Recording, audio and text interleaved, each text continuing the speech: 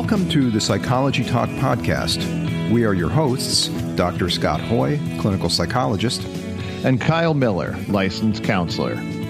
Psychology Talk is a unique conversation about psychology around the globe. We speak with psychology experts to keep you informed about current issues and trends. We advocate toward reducing stigma and educate about mental health. While you're listening, please take a moment to give us a review and subscribe on Apple Podcasts, Spreaker, or your favorite streaming service. It helps us to continue providing you with quality programming. And now, enjoy the episode. Hello, everyone, and welcome to the Psychology Talk podcast. Today, my guest is Lindsay Bryan-Podvin. Let me back up. Am I saying that correct? Yep, you got it right. Okay. Podvin like podcast. Yep. Okay, all right. Hello, everyone, and welcome to the Psychology Talk podcast. Today, my guest is Lindsay Bryan-Podvin. She's a social worker turned financial therapist, author, and speaker. She earned her master's in social work from the University of Michigan and has a bachelor's degree in sociology from Michigan State University. She is the author of the book, The Financial Anxiety Solution, which is a self-paced workbook to help you stop stressing about money by applying therapy techniques to your relationship with money. Lindsay, a hearty welcome to the show. Thank you so much for having me here. I'm really excited to be chatting about money and our mental health and how all those things intersect on this podcast. All right. Well, I'm sure like many people, you said the magic M word and I'm getting anxiety, and a lot of people out there. Tell us a little bit about what you do with that, or maybe tell us a little bit about yourself. Who are you? I'm a financial therapist, but we don't come out into the field swinging as financial therapists. I started out by studying sociology, thinking I'd get a PhD and just wax philosophical all day. And then after finishing my undergrad and graduating directly into the Great Recession, just things kind of shook themselves up and presented themselves to me. And I realized I needed to do something different. I realized that I didn't want to be in school for quite that long. No. Yeah. I got a doctorate. So that's what all my friends with PhDs tell me. So there's a lot of living out the other side of that door to be done. Yeah. And, it's really interesting because I graduated right before the economy crashed, when the message that was sold to us millennials was get a degree. Doesn't matter what you study, just get one and you'll be fine. And so that actually worked for me. I graduated on a Friday. I had a brand new job on Sunday, actually heading to your city, moving to Chicago and working in marketing. Turns out I hated it. Never had taken a marketing class, didn't know what I was doing, but what everybody told me was true. Get a degree and you'll get a job. So I did that. The economy crashed, but I had no idea. I was so insulated from it because I was in this job. And when the contract ended at this marketing job, they offered an extension and I said, no way, kindly, politely, professionally. But I was like, whatever, I'll go find something else. This was a piece of cake to find a job. I'll be fine. Well, surprise, surprise, there were no jobs to be had. All of my friends who had jobs were back home. I went back to waitressing and then kind of had this existential crisis because I knew I didn't want to go and get my PhD, but I also realized that I couldn't do much with a bachelor's in sociology. So then I had the bright idea of studying social work. So social work, and I'm going to stop for a second. You went from sociology, social work. I could see they both have social in their They names, sure do, right? but and marketing. Did you see it as a huge leap to go from and you went from sociology? I guess you want to study human behavior, and social psychology kind of intersects in sociology. So you must have had some kind of interest of persuasion and social influence, but how'd you go? You went into the nice helping field of social work. Yeah. To me, I thought social work was, if you think of sociology as the study of humans in society and how they act within their pods, I thought of social work kind of as the application of that. Mm-hmm. And so that's why I chose social work. And I also had always had an interest in mental health. Like many humans, I struggled with anxiety and depression. I'm 10 plus years in recovery from an eating disorder. So I had a personal interest in mental health, but I didn't know exactly what I wanted to do. And because I had all of these different interests, I thought social work would also be a good choice in that I could do school social work. I could do mental health. I could do advocacy work. I could do, organization, things like that. So, yeah. Oh, sorry. Go ahead. No, I wasn't. It's a lot. I mean, so you were able to see how you could be more closer to more one-on-one application initially, probably thinking about you wanted to take a clinical route. Exactly. Okay. Exactly. Do you see an overlap between marketing and what you do as a clinical social worker? Yes. I wouldn't have said that in the past, but I do now. Okay.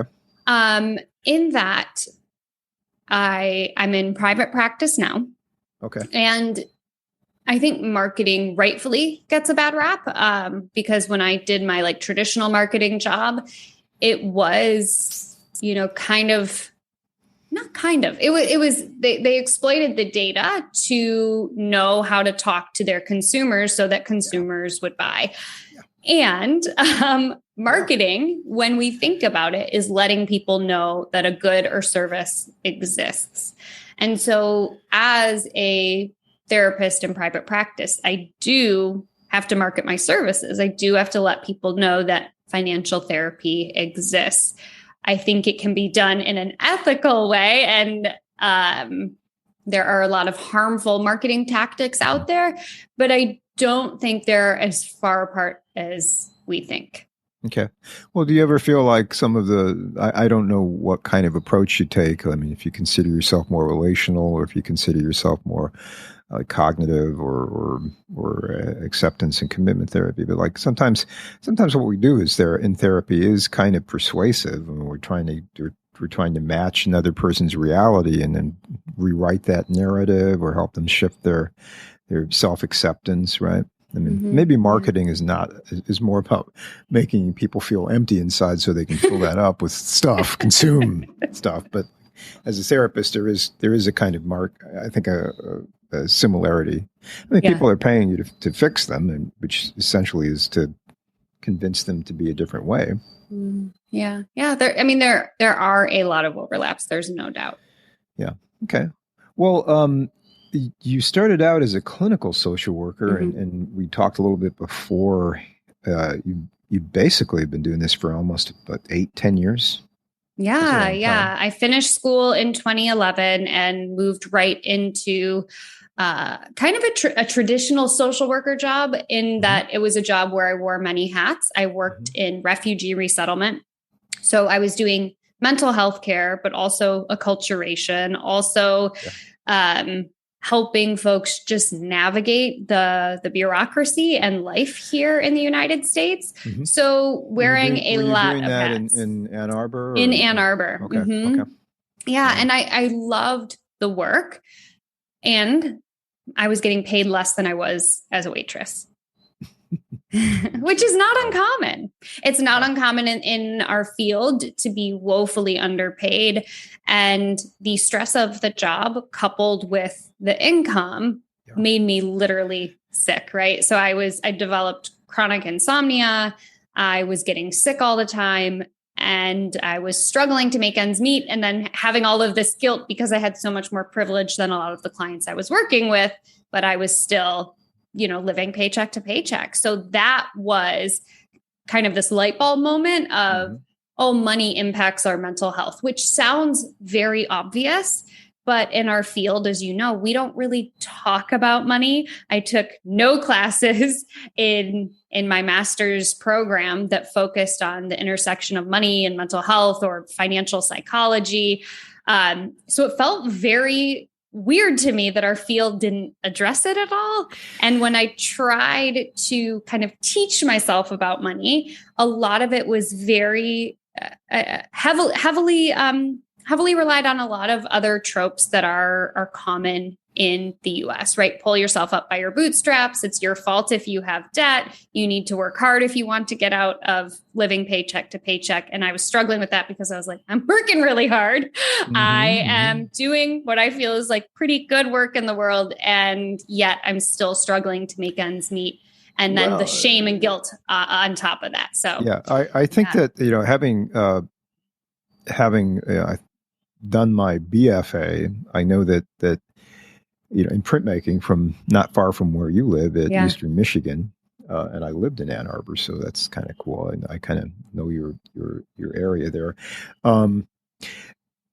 They do not teach you in art school how to do your finances. Although when I took some coursework at my other alma mater from Michigan, Oakland Community College, and they used to have, as part of their associates in fine art, they used to have a requirement that you took owning and operating a small business.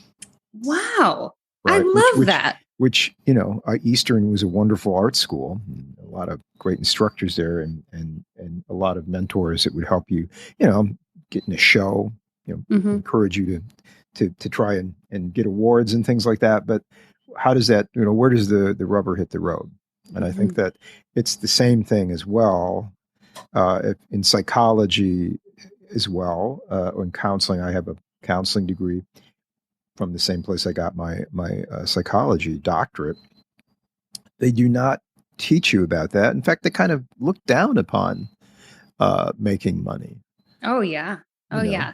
Definitely. Right. I mean, I'm sure we can There's all. Some shame in that. There's so much shame, and in the mental health field, we're told things like, "You didn't go into this field to make money. You're doing good work. That should be reward enough." And there's a lot of peer judgment too, right? If whether or not you take insurance, whether or not you raise your rates, whether or not you offer a sliding scale, there are all of those things around how we should be operating our practices. And it's wild to me and also not surprising. I often use the example, one of my siblings is a nurse practitioner.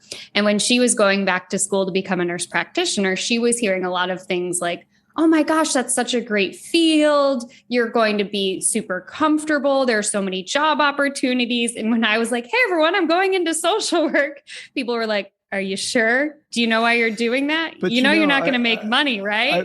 But there is, like, in the academic realm, there is this kind of like, you shouldn't go into private practice for nurse practitioners. Oh yeah, absolutely. Absolutely. It's still very similar. Like there's kind of the dirty little secret is that the shame around money issues. Yeah. So when you first went into private practice, I mean, I think everybody kind of understands that work in clinics or in 501c3s, right? You're probably not going to make a lot of money. Although I would say a lot of that money is top heavy for the director. The directors tend to wear the nice suits, whether they're from, I don't know, whether they're from a bespoke tailor or from Ann Taylor. Sure. wherever sure. From, or J. Jill or wherever people are getting these things. They tend to have more money and it tends to not trickle down. Right? And I don't think that's very fair, but that's another story. And it's also, they're nonprofits, but there must be some money floating around somewhere. Right? It's just, but you figured that out, and I think many people understand that. And you were getting sick. You were overworked, underpaid, and you felt probably like you were spinning your wheels in your own life, and your boundaries. Although we're told to watch our boundaries with clients or patients, right? Agencies tend to step all over your boundaries and shift the goalpost whenever they want. Yeah, and you're speaking to something else, which is this idea of, like, underneath what you just said was, we know we're supposed to take care of ourselves, right? We always tell our clients, practice self-care, make sure you're getting rest. Are you taking time off of work? And yet we don't talk much about what affords somebody the ability to do those things. Correct. And often that's financial self-care, making sure that you have enough money coming in that you can take time off, rest, eat good food, afford to go to a gym or get a massage or go to physical therapy or whatever else you need in order to take care of yourself. So practicing financial self-care is the thing that we don't say when we tell people to practice self-care, but it's the thing that we need often. And for you as a therapist, was it when you shifted into maybe, and you can kind of talk about maybe, did you feel some shame from shifting into private practice? Were you scared? Were you anxious about like how to handle things? Oh, sure. Well, I took a stair step to get to private practice. I moved from total nonprofit into academic research, which is also super common. So I spent 2 days a week in a clinic doing therapeutic interventions, and then 3 days a week, analyzing the data and writing grants and stuff like that. Okay. And wow, that's interesting. Yeah. So that job provided more financial stability. It came with about a 25% pay raise. Mm-hmm. And that was when I realized, oh my gosh, I can sleep again. Yes, my job is still stressful. Mm-hmm. Yes, I'm still busy, but wow, now that I can have money left over at the end of each month, my nervous system is finally relaxing. And that was a bigger light bulb to me, that it isn't just about scrimping and saving and not spending. It's also about earning more. And that is the dirty, shameful secret that we don't like to talk about. But if we want to move towards, financial stability, yes, reducing expenses is part of it. And that's the number one thing that personal finance people will tell you. But the other part is earning more. And especially when we do those things in combination, that's really when we can move the needle. And as a financial therapist, I can, yes, help people to learn how to, make sure they're not paying for Netflix twice a month, but also it's about helping them advocate for themselves and to ask for appropriate raises. Or right now we've got this great resignation happening. So searching for other jobs that more adequately provide them with financial stability. Did you initially did you hit the ground running? Did you say, I love this clinic work and this research work I'm doing, but I'm going to be a financial therapist? How did you move? Like when you started your private practice, I suspect that you might have, like many of us, you started out as a generalist. Oh, yeah. So it's interesting. I knew I wanted to be a financial therapist. I had learned about the Financial Therapy Association and the Center for Financial Social Work, and I had been following those organizations and watching them. And because our field also trains us to be generalists, I had my own kind of big feelings about niching down. And I remember like writing my first profile and being like, I want to do financial therapy. This is what I do, kind of crafting it and having either a colleague or a supervisor look at it. And they were like, well, you didn't say you work with this person, or this person. You really should expand, this statement. And which is also really interesting in our field, that we're taught to be generalists instead of specialists. There's nothing wrong with being a generalist, but we're in an interesting field where you're encouraged to be a generalist instead of encouraged to be a specialist. So no, I knew I wanted to do financial therapy, but it took me a while to get on board with what I knew I wanted to do and actually implement it. You felt like at some point you probably had to kind of be a generalist so you could get your practice off the ground and basically get your coffers full, so to speak, or being able to take care of yourself. Did you find you were kind of experimenting in what, unintentionally perhaps, like how will this work? Could you, say that again, or ask that in a different way? Did you kind of have to experiment with the private practice initially, just to get it up and running, and then to move at some point into just being in that niche more? Yeah. So, when I was doing my academic research, the project was short-term intervention. So super CBT focused, super solution focused therapy, very psychoed heavy. So by default, I started doing a lot of depression and anxiety work. And so that was how my practice initially filled up. And then really once it got full, I went and got the additional training that I needed so I could ethically provide this type of intervention. And then I started kind of telling everyone, hey, I'm doing financial therapy now. So it wasn't like I, downsized my practice and kicked them all out. I kept on the clients that I had, but when I had new spaces open up, then I opened them up for financial therapy clients. Okay. Yeah. Well, we both mentioned shame. I think there's a lot of shame around money because, you're not supposed to be better than others or have more, right?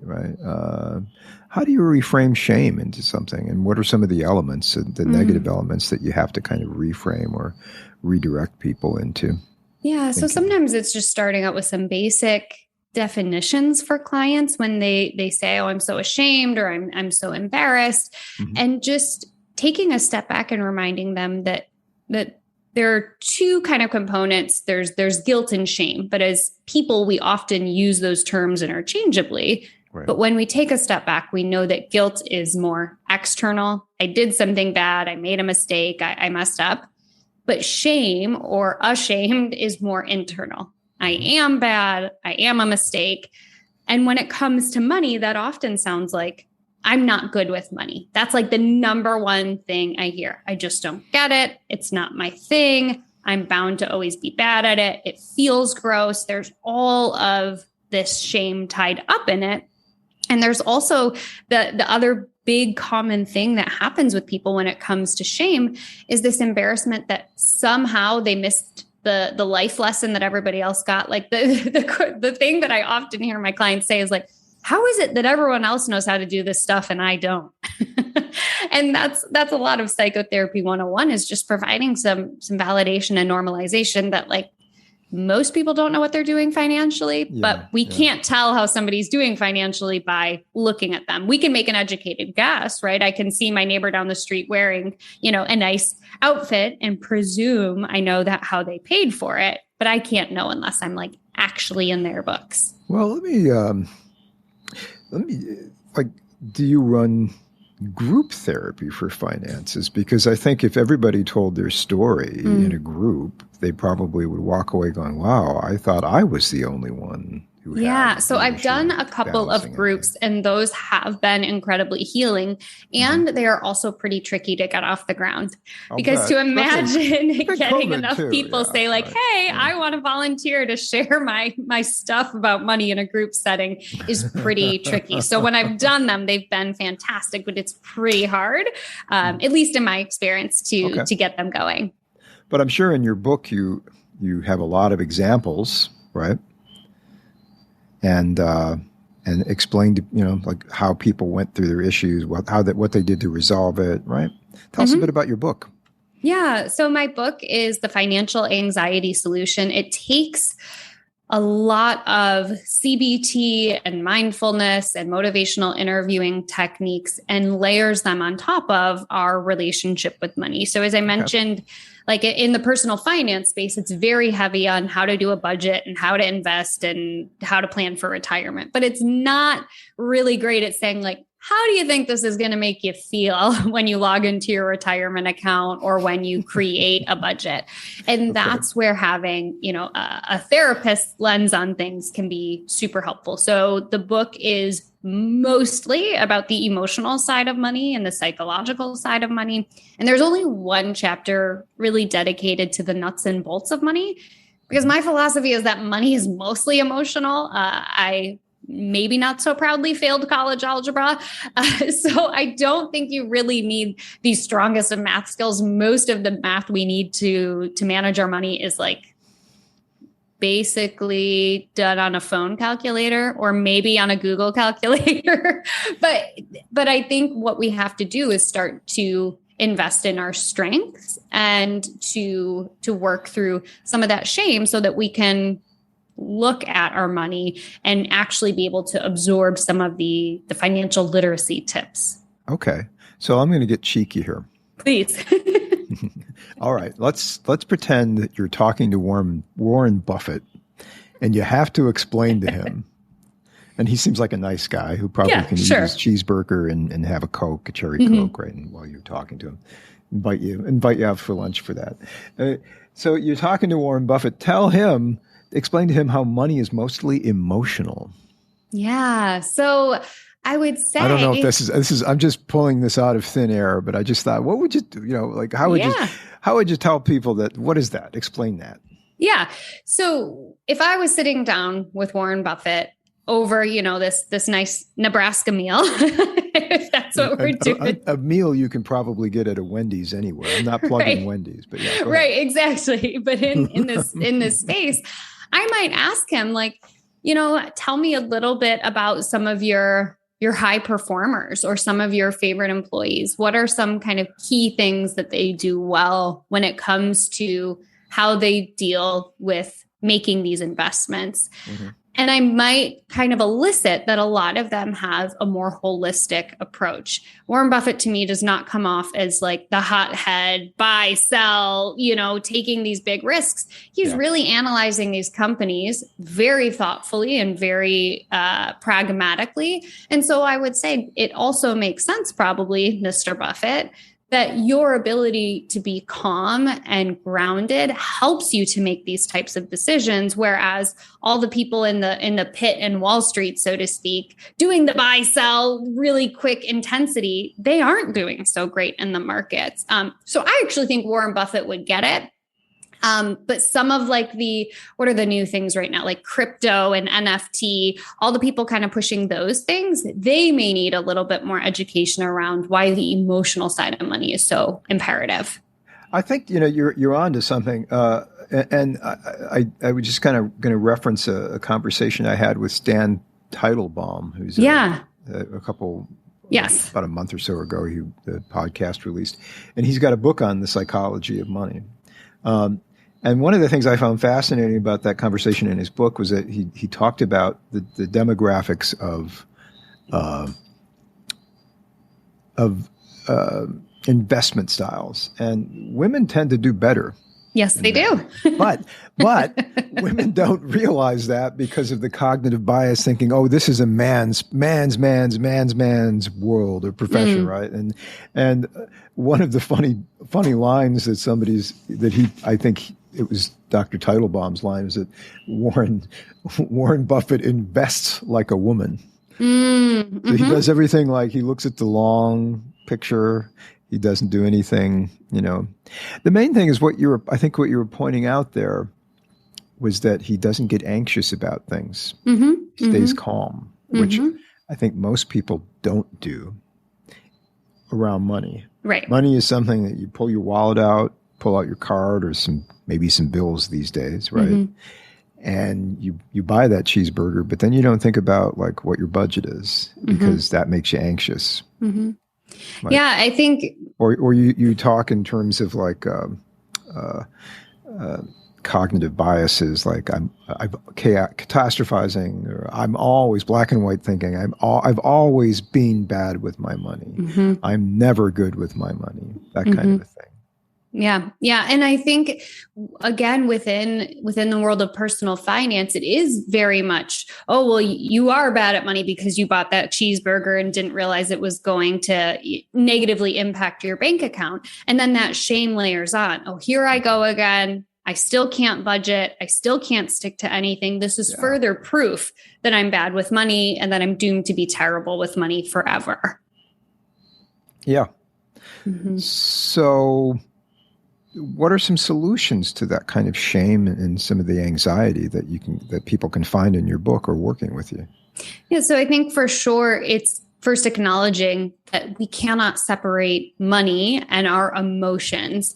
And once we can start getting curious about how we feel about money, that can help us to make more informed decisions. So if every time you open up your retirement account, your anxiety goes up, your heart races, your palms get sweaty, you get a little dizzy, that might be a signal there that something is going on that's triggering that anxiety. And maybe that same person doesn't get anxious when their paycheck comes or when they have to pay their rent, but there's something specific about the retirement account that brings up a lot of anxiety. Right. So in that case, the person could kindly, compassionately, and with curiosity kind of sit with like, what is it about logging into my retirement account that makes me feel so overwhelmed, and spending a few moments with that to notice that. And it could be that it's like a big existential crisis. Retirement means not working. And what does it mean to not work? Or it could be more of a financial reality crisis of, I don't understand what these investments are. This feels really overwhelming. I don't understand it. And so then in each of those scenarios, you can say, okay, what can I do to cultivate a better relationship with this particular aspect of my money?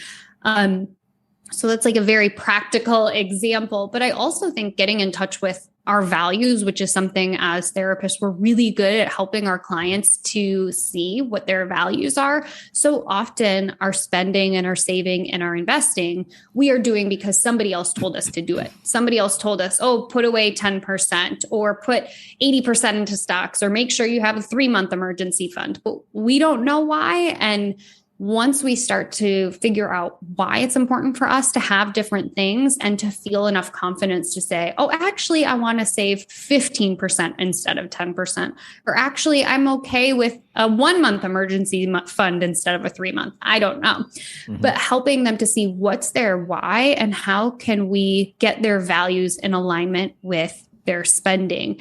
An example I often give is of a person who says to me, oh, values that are so important to me are sustainability and community and connectedness. And yet they spend a ton of money on DoorDash and takeout.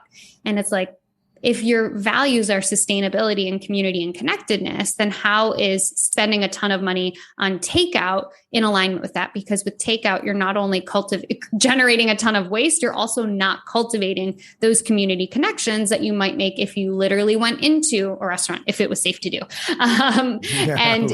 Getting to know the different chefs in the area or going out with friends and spending time together, but doing it all in this way that is out of alignment with your values. Okay. So most people do things unconsciously with money. Sure. And we take all the fun out of life as therapists in a lot of ways by making the unconscious conscious, right? To shedding some light on it. And so what you're doing is you're kind of saying, oh, this is out of whack. Your values are this, but you're doing this. So how do you change it? And it seems like you're kind of like instead of having the cart before the horse, you're hitching the cart to the horse and letting the values lead them in the direction, and you're making them connected to it rather than disconnected from it. Right. And that's a big part of feeling connected and dialing down that anxiety, Scott, is that when we know why we are doing what we're doing, it helps to make meaning of it. So if we know I want to, invest a lot more money than the financial gurus say I need to, because it's really important for me to donate to community causes, or it's really important for me to retire early, or to move in with my aging parent, then we know why we are doing what we're doing, and we can feel really good about those financial choices. Yeah, exactly. Right. And so if money is mysterious and scary, it's probably like, from a psychology point of view, it's like if you've ever seen card number 4 in the Rorschach, it's the one that looks like a big scary monster. They call it the father card, right? It's going to pull for, it could pull for that. So it's kind of like a big scary monster in the closet rather than something that something has the light of day shed on it. But at the same time, like, kind of like a construct, like if you're working with trauma, sometimes if a part of someone is disowned, and it's let's call it like a persecutorial part. If you accept it and do expose it and look at it and hang out with it in therapy, it can sometimes transform. Sometimes if you do it with hypnosis or with guided imagery, it can actually shift spontaneously. So you're kind of trying to shift people's perspective of money to see it as a good thing. How is money a good thing? That's a loaded question. So I think money is a neutral thing, actually. Okay. And that's usually what I'm, my unconscious bias is that I'm working towards financial neutrality in terms of cultivating a relationship with money. So for me, a healthy relationship with money is not assigning goodness or badness to it, but is to say it's a tool and I have a choice over how I want to use this tool and what I want this tool to do for me. Yes, you can do bad things with money. You can do good things with money, but money in and of itself is just a tool, and how we decide we want to use that is our choice. Okay. So let's say, true. It is a tool, but you could use it for bad things. You could, I guess, in this world of ESG investments, you could do the opposite and just go for fossil fuels. Right. Or, like you wouldn't invest any money in wind and solar and maybe nuclear, right? Which, some people are on the fence about nuclear being good or bad, depending on Chernobyl and Three Mile Island accidents and Fukushima. But how do you get people, how do you hitch their wagon train to thinking they can do cool things with their money? They can do good things. Yeah, that's a great question. So there are a few things. One is going back in time, and then one is future thinking.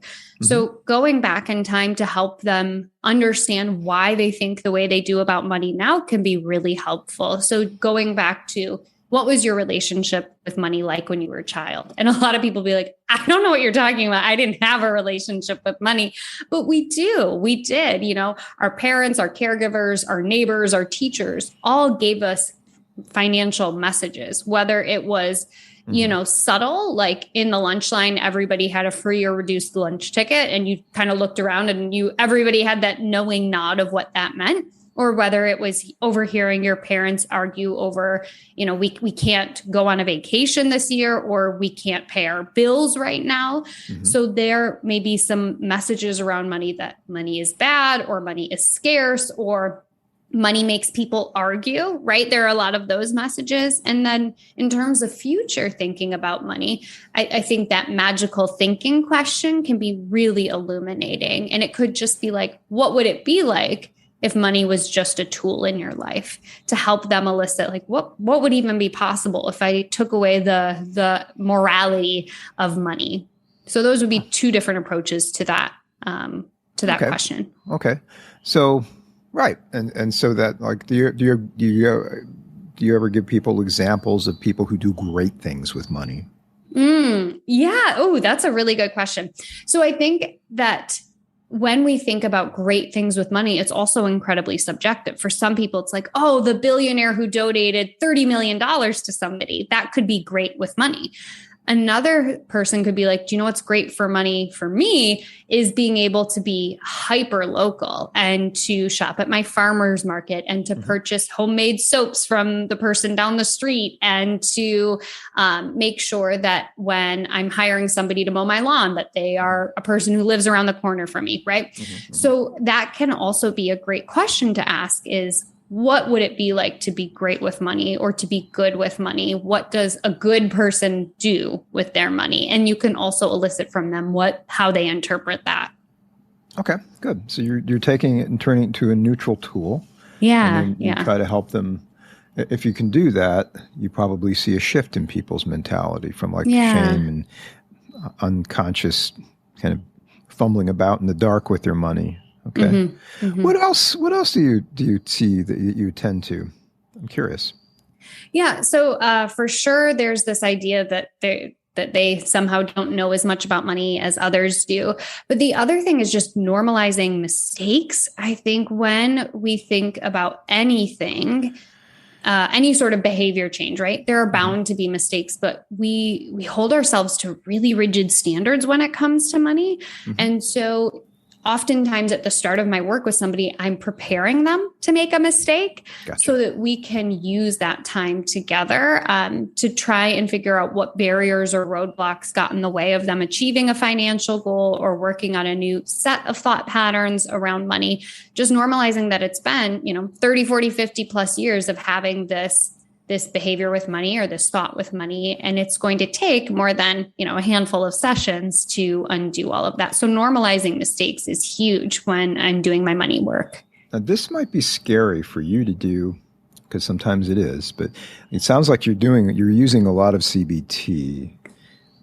So do you ever do a paradoxical intervention where you prescribe the bad behavior, the quote, Ooh, good quotes, question. bad behavior? So I won't ever, well, let me take it back. I rarely prescribe the bad behavior, but sometimes I'll do, guided imagery or, a journaling prompt around that. Because as you hinted at, some of the outcomes of doing paradoxical behavior with money can have really long lasting impacts. Like a lot of my clients are scared of spending money. Right. So to me to go say like, oh, go on a shopping spree, that could be, detrimental to them. So, right. Yeah. I mean, but doing it where they kind of like, you don't want to say, well, I think you should spend all of your money on a trip to Vegas because the tables are calling you. Right. Yeah, right. Exactly. Like something like that. Some people are like, oh, cool. You're giving me permission to be bad. Right. Right. Or a non-neutral. Yeah. But maybe little baby steps. Yes. Baby steps for sure. Baby steps. Okay. What about Bob? Baby steps. So tell me about this. Like, it came to mind, we're talking about interventions and we're just talking about money.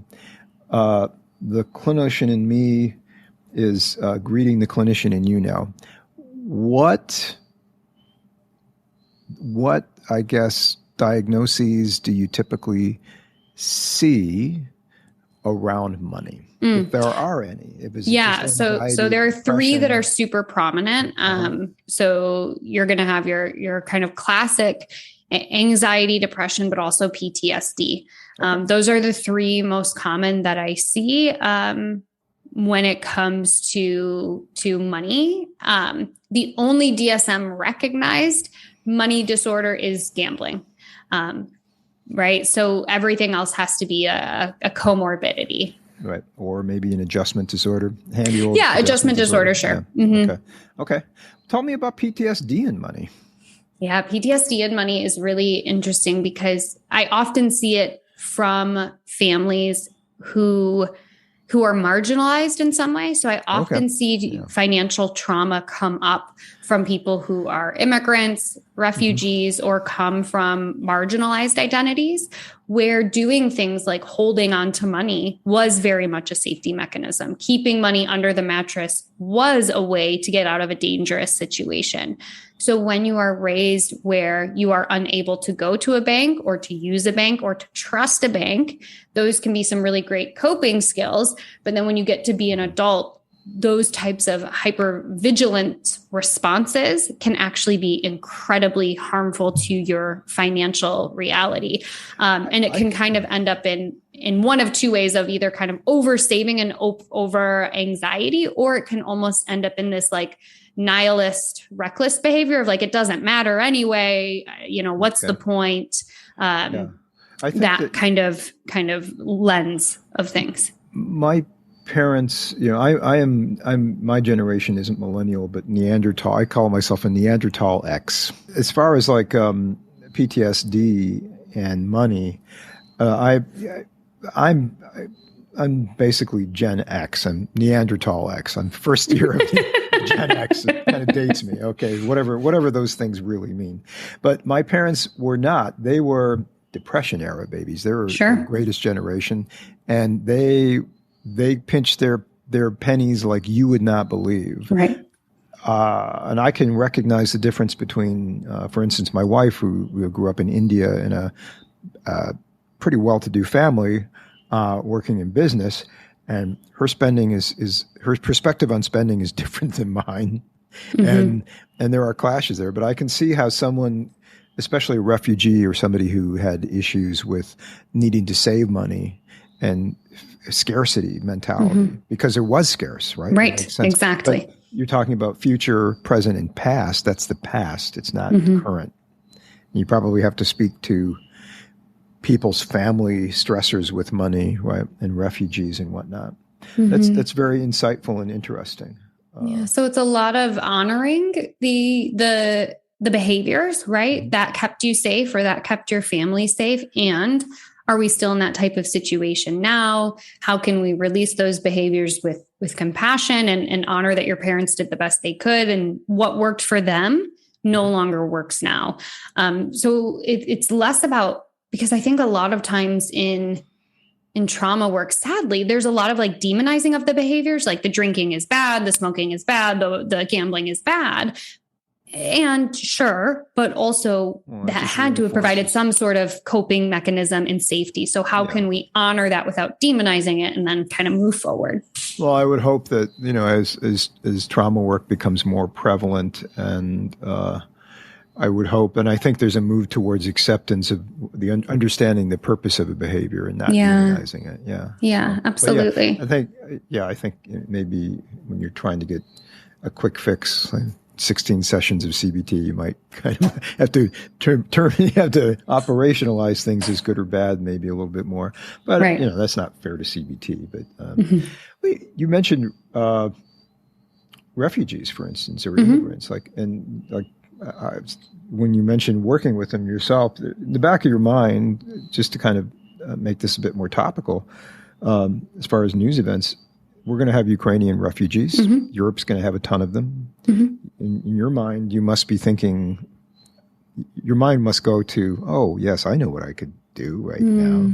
Do you see yourself maybe moving back into that work at all? That's a really good question. So I continue to sorry, say that again? Even if you were to do pro bono, because some of us, like I do have like sliding scale and stuff, and sometimes I'll do pro bono work with people, but like, do you do anything like that? Yeah, so I continue to work with the first organization that I worked with in more of a volunteer capacity, because that work is incredibly important to me. And I also know that I can't do it full time just for my own mental health. So that is how I kind of strike that balance. But yeah, for sure, I think it's going to be important. And we're still, and probably will continue to have, a lot of Pakistani refugees who are still kind of making their way here or getting resettled. So we still don't have enough in my county right now to serve the needs of the folks who came here in August, September, October. And now we're going to have another influx of folks. So we need as much community support as we can get. Yeah. Well, people in the Ann Arbor area, if you want to volunteer, there's plenty of need for that. Absolutely. Yeah. Well, what else? Have we missed anything? We've covered such a great deal of ground here, and we've been chatting for about an hour. So is there anything else that you wanted to make known, or do we not cover something? I guess what I would say, given that the audience is a lot of mental health professionals, is for them to seek out some training and to do some work on financial therapy, whether that's taking, a continuing education course or taking a certificate or, attending some sort of workshop, but to help expand those horizons. Every single one of your clients interacts with money. And so I think it's really important that we brush up on those skills, even if we don't intend to become financial therapists, but as a way to just be better therapists in general. I think it's a really important skill set to have and just have some exposure to it. So I'd invite folks to do some CE Googling in their area and see what different opportunities are available.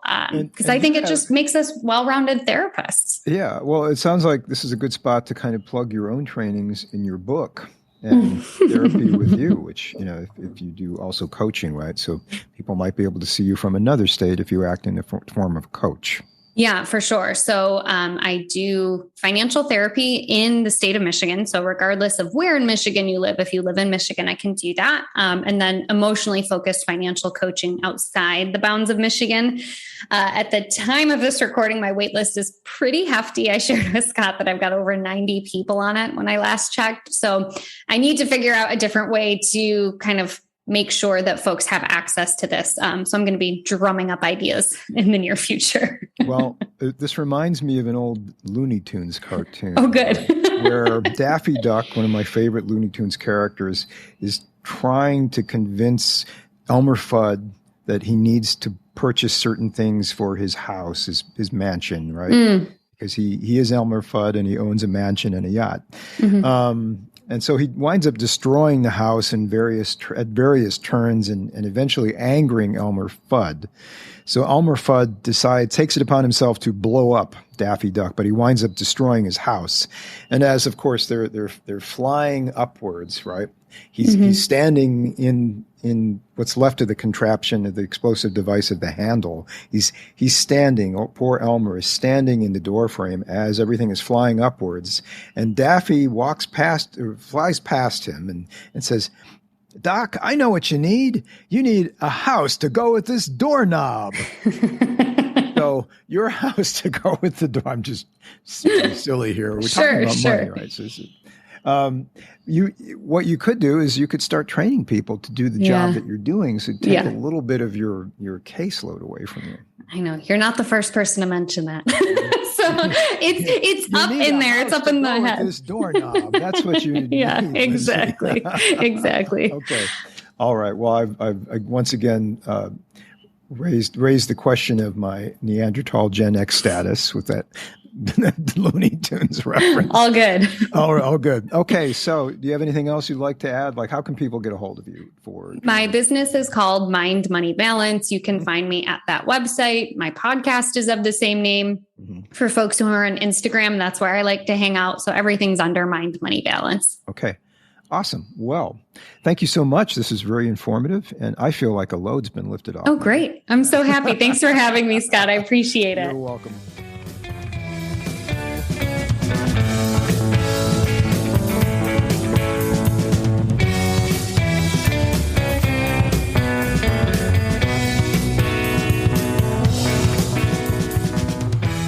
Thank you for listening to the Psychology Talk podcast. Did you know you can find us on the web all over the place? Well, maybe not all over the place, but you can find us on Instagram, you can find us on Facebook, you can find us at Spreaker, Stitcher, Apple Podcasts, loads of places. Please look for us, and if you can, subscribe, like us, leave us a review, send us a comment, a criticism. Hey, we like to hear a lot from people. Go ahead, talk to us. That's why we're here. By the way, this is just a reminder to let you know that all of the material here is for entertainment and informative purposes only. If you do need a therapist or a mental health professional, please seek one out. Music is provided by the band Serenati.